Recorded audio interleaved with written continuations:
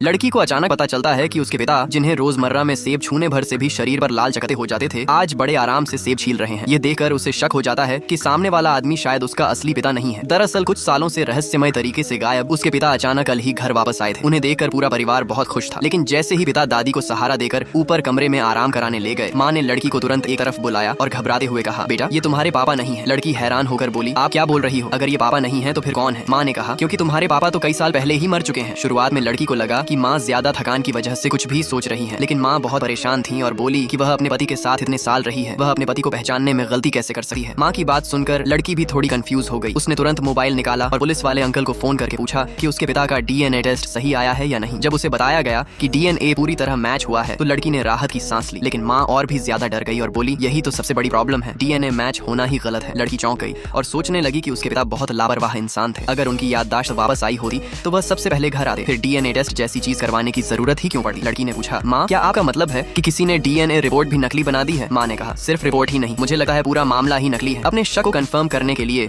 लड़की कुछ फल लेकर दादी के कमरे में गई और जानबूझकर सेब भी ले गई। वह देखना चाहती थी कि उसके पिता को अभी भी सेब से एलर्जी होती है या नहीं। जैसे ही उसने फल सामने रखे, पिता ने बिना किसी हेजिटेशन के एक सेब उठाया और आराम से उसका छिलका उतारने लगे। लड़की यह देखकर हैरान रह गई, क्योंकि पहले तो सेब को छूते ही उनके हाथों पर लाल चकते निकल आते थे। अब उसे लगभग यकीन हो गया कि सामने बैठा आदमी नकली पिता है। तभी दादी ने भी हैरानी से पूछ लिया, बेटा अब तुम्हें सेब से एलर्जी नहीं होती क्या? लड़की का शरीर एकदम सुन्न पड़ गया, क्योंकि उसे डर था कि दादी की बात से सामने वाला आदमी सस्पिशियस हो जाएगा। वह चुपके से मोबाइल निकालकर पुलिस को खबर करने ही वाली थी कि तभी पिता ने अपना थोड़ा लाल हुआ हाथ दिखाते हुए कहा, नहीं माँ, एलर्जी अभी भी है, लेकिन इलाज के दौरान वहाँ रोज सेब खाता था, इसलिए अब पहले जितनी प्रॉब्लम नहीं होती। लाइक सब्सक्राइब कर देना, भगवान आपको बहुत खुशी देगा।